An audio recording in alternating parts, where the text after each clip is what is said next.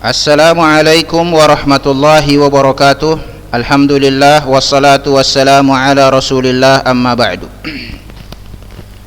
Pertama anakku Ustadz minta maaf hari ini kita rekaman enggak Zoom karena Ustadz ada pertemuan dengan teman-teman ya. Jadi insyaallah nanti di hari Sabtu kita akan Zoom kembali.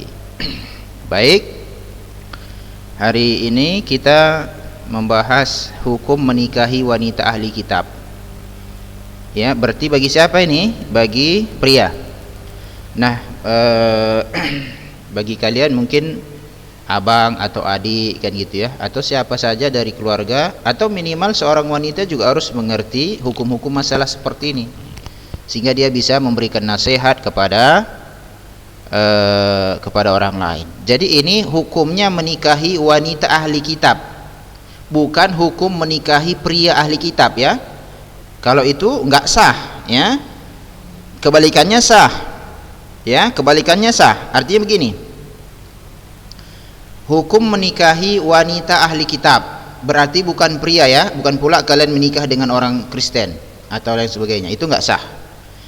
Kebalikannya sah, tapi dengan syarat ahli kitab. Siapa dia? Yahudi dan Nasrani. Berarti bagi kami tidak boleh menikahi artis Korea, artis Blackpink itu, entah apalah namanya itu, orang Cina, Chinese, atau ya kenapa disebutkan mereka? Karena agama mereka bukan ahli kitab. Atau misalnya Shinto, ya, agama Shinto, Buddha, Hindu, itu bukan ahli kitab. Ataupun misalnya masih ada etnis Karo misalnya ya, tapi saya nggak tahu yang masih mempercayai roh nenek moyang, nah gitu, atau agama pemena, ya, agama kepercayaan kepada roh nenek moyang, begitu ya. Nah kalau ada mereka ada anak perempuannya, itu bagi seorang Muslim tidak boleh menikahinya. Yang boleh menikahi itu ahli kitab. Siapa dia? Yahudi dan Nasrani.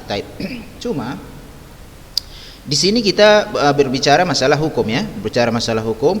Pembicaraan masalah hukum adalah satu perkara, kemudian mengamalkan hukum itu perkara yang lain. Artinya begini,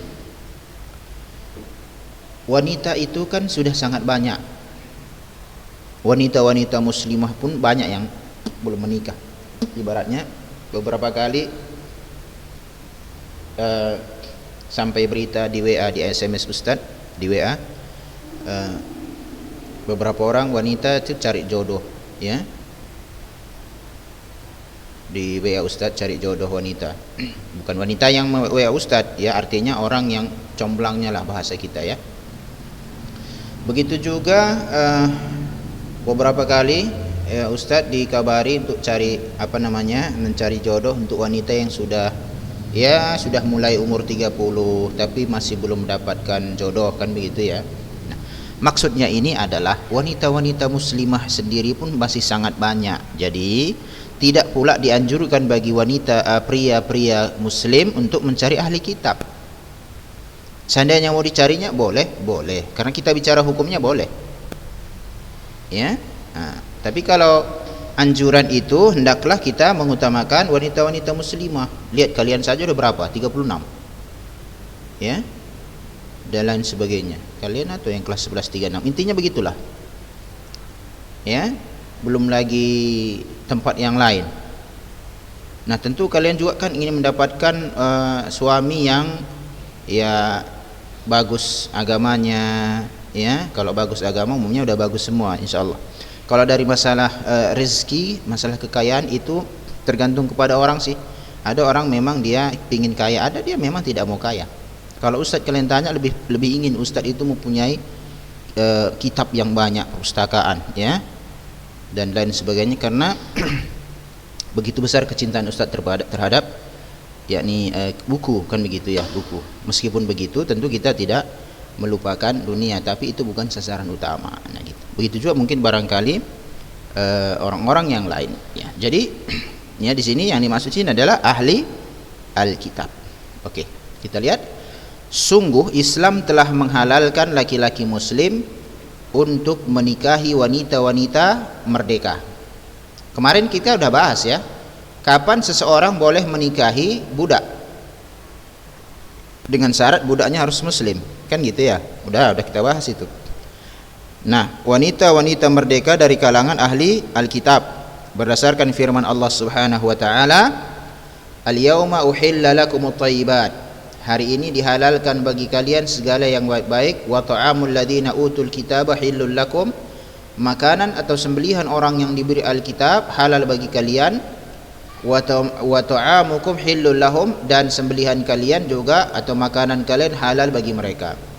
Wal muhsanatu minal mu'minati wal muhsanatu minal ladzina utul kitab min qablikum. Ya, dan dihalalkan menikahi wanita-wanita yang menjaga kehormatan di antara wanita yang beriman, berarti seperti kalian misalnya, dan wanita-wanita yang menjaga kehormatan di antara orang-orang yang diberi Alkitab sebelum kalian.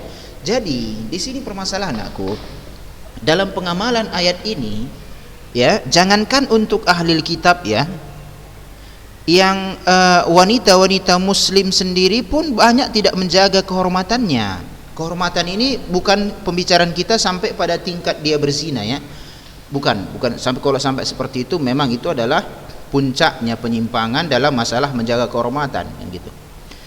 Menjaga kehormatan diantaranya adalah menjaga cara berpakaian, menjaga pergaulan dan lain sebagainya.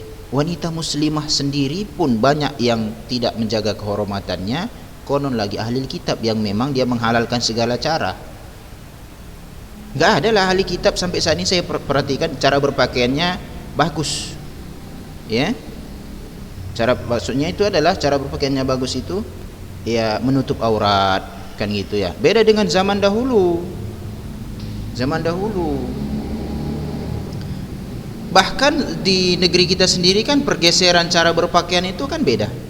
Di tahun 70-an, ya, manusia mereka itu masih sangat tabu, ya, masih memperhatikan ya, yang pakai rok, wanitanya pakai rok dan sebagainya. Sebenarnya sekarang enggak, celana pendek ke pasar, ke pajak bahasa kita.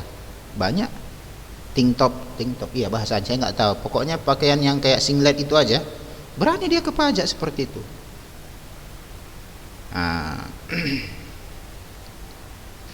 Baik. Apabila kalian membayar mas kawin mereka untuk menikahinya, ya, artinya adalah idza ataitumuhunna ujurahunna, mas kawin dinikahi maka mas kawin diberikan, ya, diberikan mas kawinnya. Kecuali budak itu enggak ada mas kawin, ya, budak itu pun yang harus muslimah, enggak ada orang-orang ahli kitab seperti ini.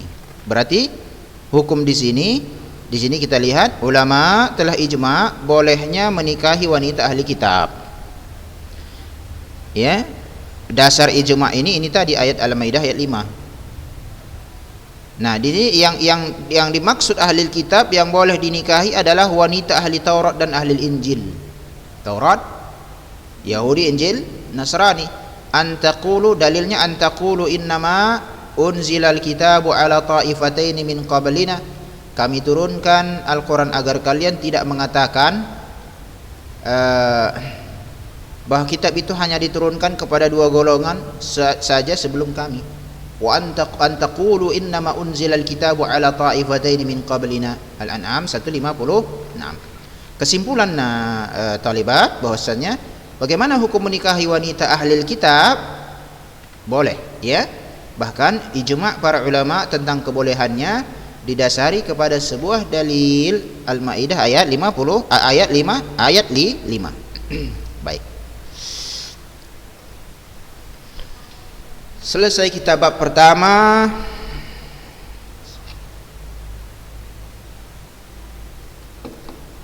Masuklah kita, ya talibat, mahar. Mahar. Ada teman itu, apa mahar nanti engkau berikan? Mobil, kata dia. Kan gitu, ya. Emas dan lain sebagainya. Tapi Ustaz nasihatkan begini.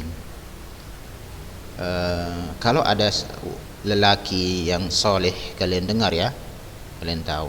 Makanya kalau orang melamar jangan langsung diterima di tempat, ya, minimal kasih waktu 1 hari. Kalian berpikir itu maksudnya begini, kerahkan intelijen kalian, gitu. Tanya dia ini siapa, tanya kalau dia apa, kalau perlu gurunya tanya guru untuk mencari tahu siapa ini pula. Jangan langsung datang orang melamar, ya langsung terima, aku terima. Tunggu dulu. Kecuali kalau kalian sudah kenal, ya, tahu kalian orangnya, ya, dan populer. Artinya populer adalah di kalangan orang-orang sepertinya, seperti dirinya, kan gitu ya.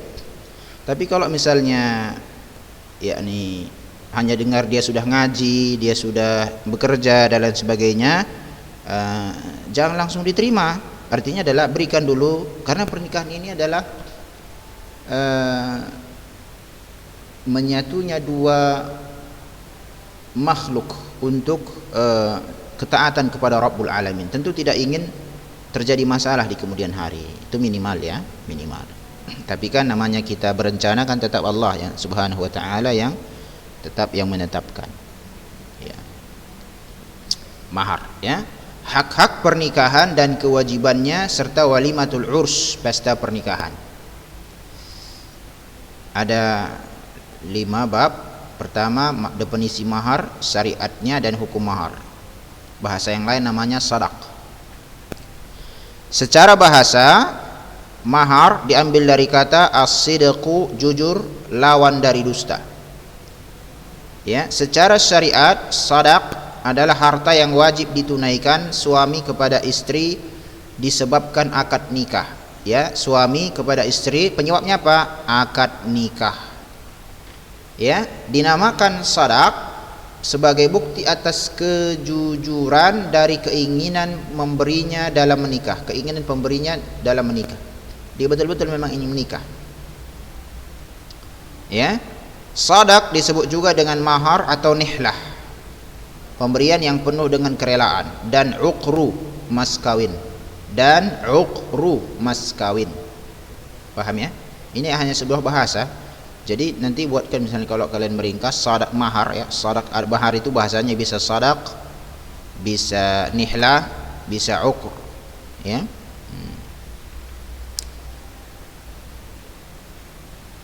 Dalilnya adalah Al-Quran dan Sunnah dan ijma' sebagaimana akan dijelaskan. Baik, di sini hukum sadaq. Wajib bagi suami memberikan mahar, wajib ya, wajib. Memberikan suami memberikan mahar, bagi suami memberikan mahar dengan terjadinya akad nikah secara apa? Sempurna. Serta tidak boleh menggugurkannya. Hal ini tidak boleh menggugurkannya. Hal ini ditunjukkan oleh firman Allah, wa atun nisaa saduqatihinna nihlah, berikanlah mahar kepada wanita yang kalian nikahi sebagai pemberian dengan penuh kerelaan, bukan keterpaksaan. Allah berfirman, famastamta'tum bihi minhunna fa'atuhunna ujurahunna faridah. Istri-istri yang telah kalian nikmati, campuri maksudnya, bergaul di antara mereka, berikanlah kepada mereka maharnya sebagai suatu kewajiban, sebagai suatu kewajiban. An-Nisa 24. Sebagai suatu kewajiban. Firman Allah yang lain, yakni tidak ada kewajiban membayar mahar atas kalian jika kalian menceraikan istri-istri kalian selama kalian belum bercampur dengan mereka dan sebelum kalian menentukan maharnya bagi mereka. Jadi hukum tersendiri ini ya. Karena mahar aku nggak mesti harus disebutkan di akad itu. Aku nikahkan anakku dengan mahar sekian, nggak mesti harus ada itu. Seandainya pun seorang wali mengatakan, aku nikahkan putriku, saya terima, katanya sudah sah pernikahan. Bagaimana dengan maharnya? Nanti maharnya ditentukan. Kalau terjadi perselisihan, misalnya mahar itu adalah apa yang biasa mahar wanita-wanita di tempat tersebut. Misalnya di Medan Johor ini apa kira-kira mahar orang di sini standarnya, ya, nah gitu. Itu jadi patokan.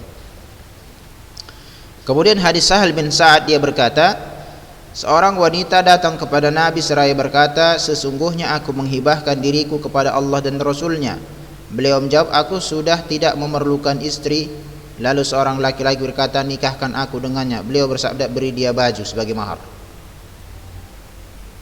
Ya, baju boleh mahar. Atau kita seperangkat alat sholat, apalagi ya,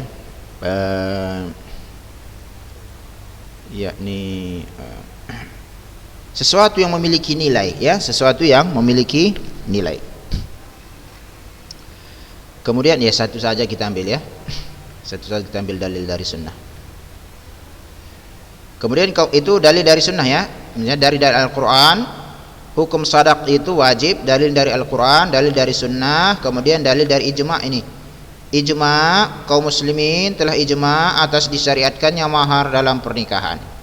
Oke, sekarang kita lihat bagaimana sih batas ketentuan mahar, hikmah dan penyebutannya. Batas ketentuan mahar, lihat, tidak ada batas ketentuan minimal dan maksimal bagi mahar, sehingga semua yang sah menjadi harga atau upah. Dia ini kaitannya. Semua yang menjadi harga atau upah maka sah menjadi mahar.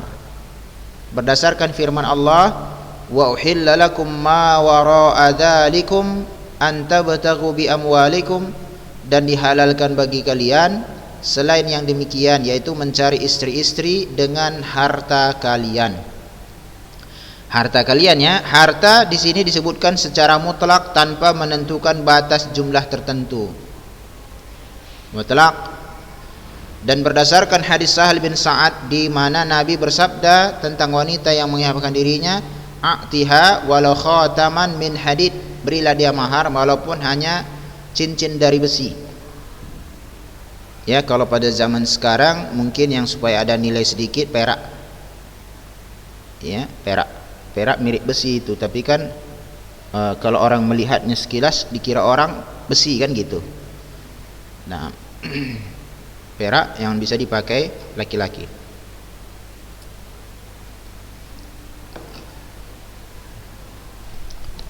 Nah,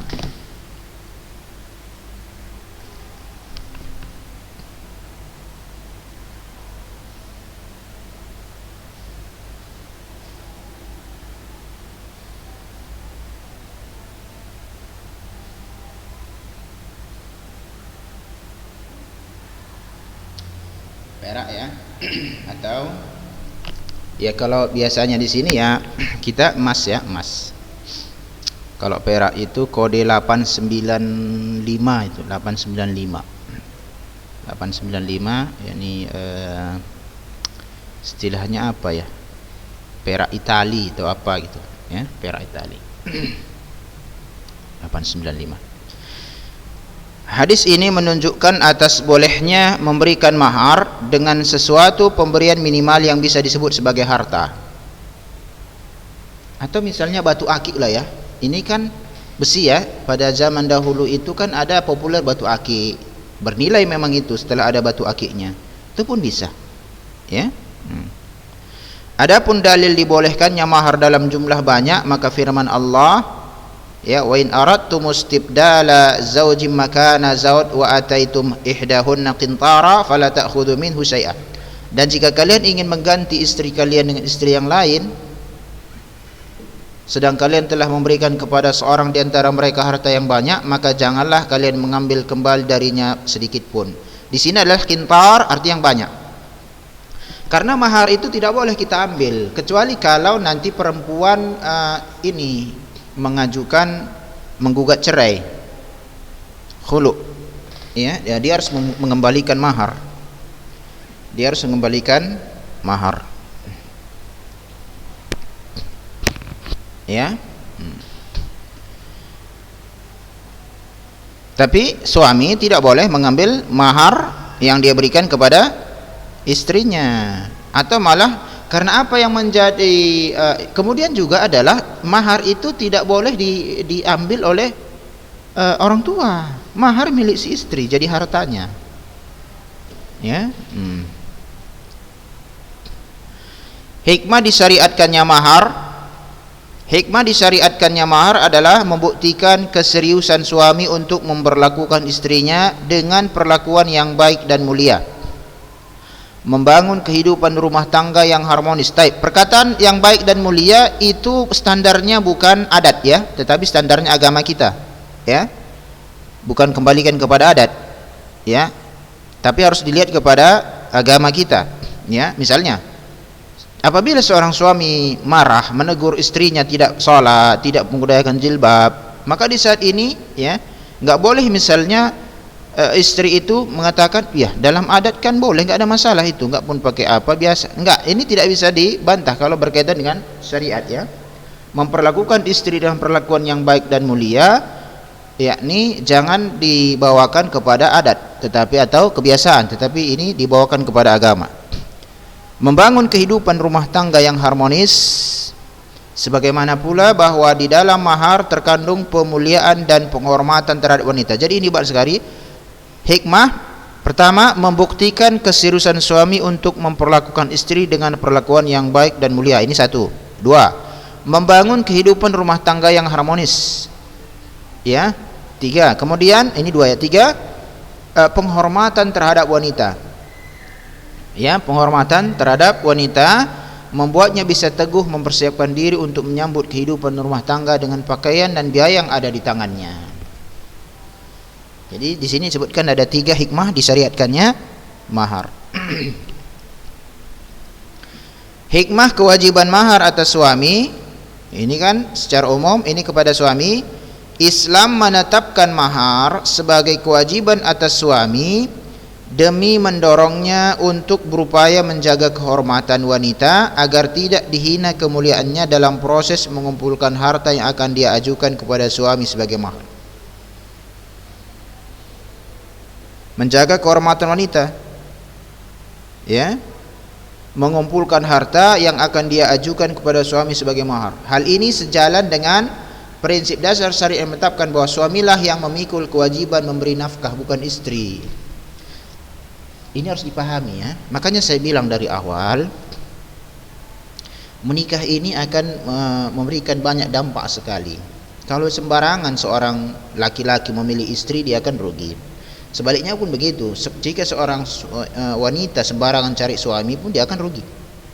Dia kerja, suaminya main catur di kedai kopi, sekak katanya kan, habis. Itu hati-hati juga. Maka komitmen dalam masalah ini penting. Ya, kebetulan Ustadz ada mengirim sama di grup ya tentang bagaimana orang hijrah itu. Itu dari abang kelas Ustadz di Lipia, Ustadz Fad dan Famsah, itu senior Ustadz di Lipia, dosen Staya Ali bin Abi Thalib Surabaya. Kalau kita lihat apa yang kisah bagaimana hijrahnya itu, itulah salah satu fungsi bagaimana lihat istrinya kan, tatkala datang suatu godaan harta kan, dia ingin sudah berbaik, lalu ada pemilik harta menyerahkannya amplop, anak lagi kekurangan susu dan lain sebagainya. Dan suaminya cari harta kan, bukan ongkong-ongkong dia di rumah. Lalu tiba-tiba dia mulai goyah teleponnya istrinya. Maka istri yang memberikan semangat untuk bersabar, jangan terima. Begitu menikah itu nakku, begitu itu keluarga yang luar biasa itu. Bukan pula nanti malah istri yang membuat suaminya jatuh dalam kemaksiatan. Kurang banyak rasanya uang belanja, dengan syarat enggak pula disikit-sikitkan kan begitu. Ya, kalau memang mampu kenapa tidak? Kalau memang segitu dia mampunya, ya syukuri. Ya, kan begitu. Nah, itu dia. Makanya kalian juga hendaklah betul-betul menjadi wanita-wanita yang baik. Nanti kalau menikah istri yang baik, itulah perlu belajar ini. Alhamdulillah kalau sudah belajar di Ulun Nuha, ada yang 3 tahun, ada yang tahun. Ya, itu semua untuk diamalkan aku. Bukan supaya kalian sudah dapat ijazah udah. Enggak. Ya. Baik. Berdasarkan firman Allah Subhanahu wa taala, fa in tibna lakum an syai'in minhu nafsan fakuluhu hani'an mari'a. Kemudian jika mereka menyerahkan kepada kalian sebagian dari mas kawan itu dengan senang hati. Misalnya kalian mendapatkan mahar, kemudian lihat keadaan keluarga lagi tidak apa, kan gitu ya. Boleh kalian serahkan sebagian mahar itu misalnya untuk buka modal atau usaha atau apalah ya. Atau misalnya udahlah bang, untuk bulan ini biarlah aku yang biaya dari aku. Enggak ada masalah kan gitu. Enggak ada masalah, boleh? Boleh. Enggak pula misalnya, ya kan kerjamu memang cari nafkah seperti betul. Tapi di saat-saat kehidupan ini kan terkadang kita tidak tahu ada pasang surutnya, nakku, itu maksudnya. Itu kalau ada pertinggal sama kalian. Makanya Ustaz berikan nasihat. Kita itu ya, tidak penting apa yang ada di seluruh dunia ini kita miliki. Orang punya HP baru ganti punya HP. Orang punya gini ganti lagi HP. Enggak. Artinya adalah kebutuhan kita itu apa. Dengan cara seperti itu kita akan keuangan itu ada kuat. Kalau tidak apa aja mau cobalah. Kalau kalian pergi ke mall, kalau bisa sama mallnya kalian bawa pulang, nggak tahan dia, ya, dan lain sebagainya. Kalau bisa mall itu kalian bawa pulang semua. Ya bukan kalian saja sih, terkadang laki-lakian gitu juga terkadang. Kalau dia ke showroom mobil, kalau bisa sama showroomnya angkatnya semua supaya mobilnya bawa dalam. Nah, yang perlu kita ingat, kita ini adalah hidup di dunia ini dalam rangka apa? Dalam rangka beribadah kepada Allah. Satu hal yang Ustadz betul-betul memang tidak tahan, kitab. Itu kalau Ustadz ke toko kitab, waduh, kayaknya nengok uang di dompet kurang banyak kayaknya untuk beli kitab itu. Tapi jangan lupa ya, ada namanya manajemen keuangan. Setiap bulan itu seharusnya, begitu juga kalian kalau ada keperluan pribadi, karena kan begitu ya, ada dia disisihkan dia, ini untuk ini, untuk ini, untuk ini, untuk ada namanya rancangan, perencanaan. Ya, kalau nggak ada perencanaan habis itu. Ya, dan memang masalah kitab ini para ulama bahkan sempat berutang ya, bahkan Syekh Ali Hasan itu dikabarkan dia berutang untuk beli kitab. Kalau kalian lihat ini perpustakaan Syekh Ali Hasan itu, di dalamnya itu dikatakan 90.000 judul, ya, 90.000 judul. Sedangkan perpustakaan Lipia yang di Jakarta saja itu baru 45.000 judul, ya. Bagi perpustakaan Lipia itu udah besar sekali. 4 kelas kita ini pun 5 pun barangkali ya, kalau saya lihat gedungnya itu 5 buku semua di dalam, baru 45. Sedangkan si Ali Hasan 95.000 kitab, ya, dan lain sebagainya. Kenapa? Kitab ini adalah ilmu, ya, ilmu dan lain sebagainya, berdakwah dengan kita butuh ilmu, begitu Mas Ustaz, ya. Nah, kok kita cerita kitab pula kita ini. Nah, artinya adalah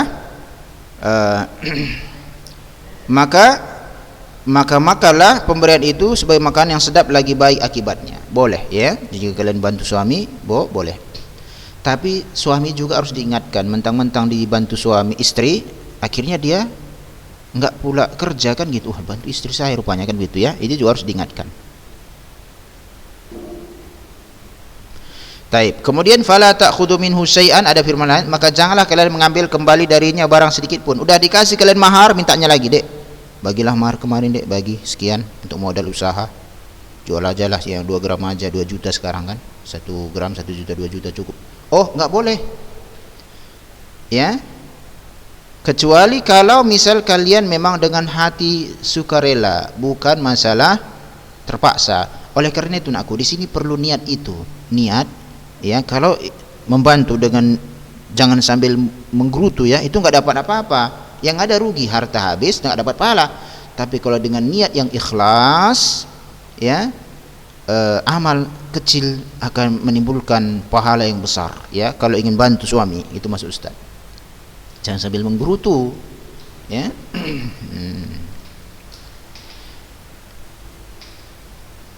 Oleh karena itu seorang laki-laki tidak boleh ngancam-ngancam, ya, bagilah Dek apa kemarin, kalau enggak cerai aja lah kita. Ini bahaya, ini masalah ini berarti orang, ya. Ini ngancam-ngancam. Apakah kalian akan mengambilnya kembali kecuali dalam hal-hal yang memang sudah dinasihati istrinya, dia membangkang, suruh sholat tidak mau, suruh ini tidak mau, sudah apa boleh buat? Berarti nggak bisa dinasihati lagi, ya kan gitu. Dalam masalah itu maksudnya, bukan karena masalah harta. Apakah kalian akan mengambilnya kembali dengan jalan tuduhan yang dusta dan dengan menanggung dosa yang nyata? Ya, oleh karena itu apa yang sudah diberikan itu kepada wanita tidak boleh diambil kembali, ya.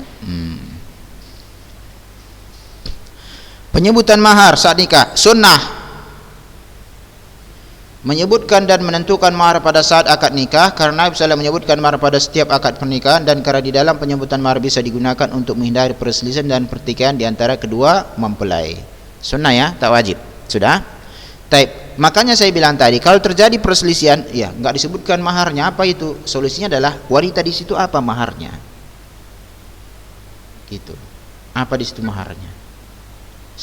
Di tempat disebut apa mahar wanita?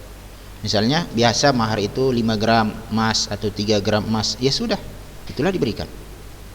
ya, dan lain sebagainya. Taib.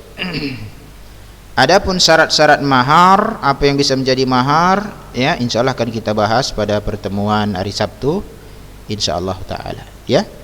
Demikian, semoga bermanfaat. Wassallallahu wasallam ala nabiyina Muhammad wallahu a'lam. Assalamualaikum warahmatullahi wabarakatuh.